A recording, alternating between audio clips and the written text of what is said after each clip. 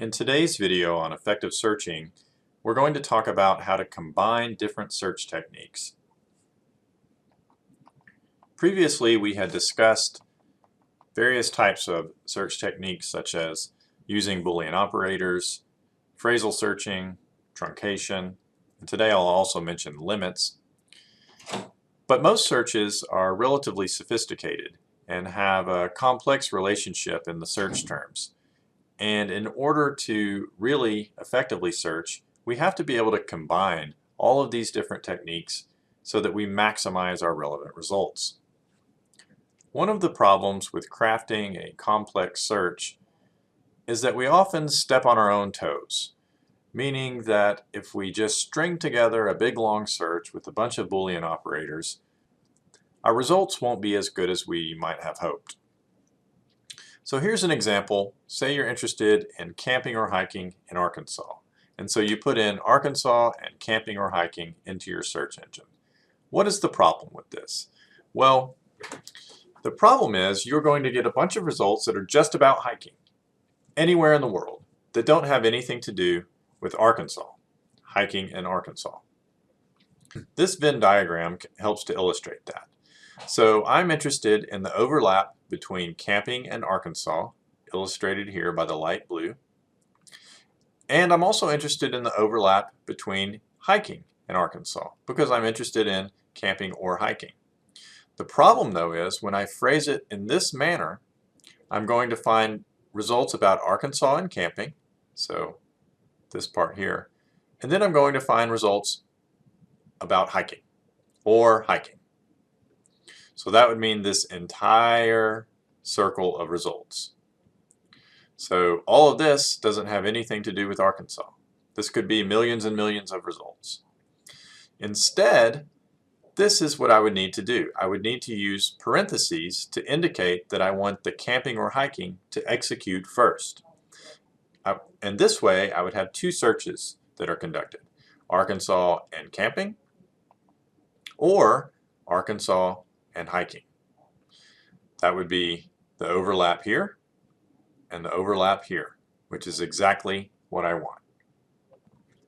But what if I don't want to have to worry about adding parentheses and making sure everything is executing just right and I've dotted all my I's and crossed all my T's? We can avoid all this by using the advanced search, which makes it so that you don't have to use nesting or parenthetical searching. Okay, let's put together a complex search. We're going to start simple and then use all the different techniques until ultimately we land upon a complex search that uses truncation and phrasal searching and all that stuff. I'm using a database called ProQuest Central to demonstrate this search today, but remember these are universal and any database will recognize the different search techniques and operators that we've talked about thus far. So let's begin with a very basic search for voter fraud.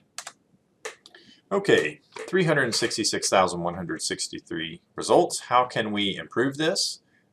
There's a lot of things we can do here. We might choose to expand our search. So maybe we use the OR operator to search for voter fraud or election fraud. Voter fraud is a type of election fraud, but they're close enough in meaning that we will take results for either one. So obviously this will expand our search because we're using OR. OR always gets you more. What else can we do? Well, now maybe we want to begin narrowing it down. We could always use phrasal searching, right? So voter fraud as a phrase or election fraud as a phrase. Once again, this will now reduce our search results because we're insisting that these two words and these two words be right beside one another as exact phrases. Okay, well what else? We can add additional terms with and, right? That will continue to narrow down our search. So maybe now we add president. So we're interested in presidential elections and voter fraud or election fraud. As you can see, our number went down further. Okay, maybe we could even truncate that. So we get president, presidents, presidential, etc. Once again now, since we're using truncation, we can expect the results to go up, and they did considerably. How about we throw in a not operator? Why not? So let's say not United States. So maybe my research, I'm interested in voter fraud or election fraud in presidential elections in other countries around the world. This way we'll exclude mentions of the United States. As you can see, that had a pretty significant impact on our results. We could use limits and field-specific searching to continue to narrow down our search. So one thing that we might do is just focus on the peer-reviewed literature. So this is a limit, and now everything that's not peer-reviewed will be left out. And as you can see, that had a dramatic impact, probably because a lot of the results that we would expect to see for a topic like this show up in news sources. And by eliminating the news sources and only focusing on peer-reviewed literature, we've drastically decreased the number of results.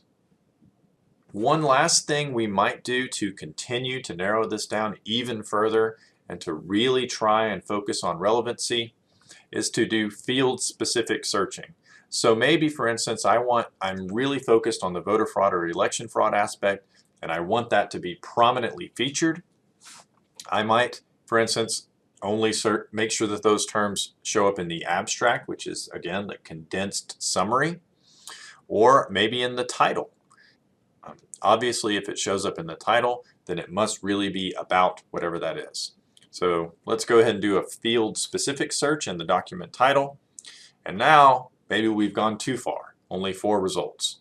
But you can see how adjusting our search by focusing on different aspects and continuing to narrow down further and further, we can eventually land on a manageable set of highly relevant results. Sometimes going a bit too far, perhaps, in which case we may need to back up a little bit, but all in hopes of really fine-tuning our search such that we find exactly what we need.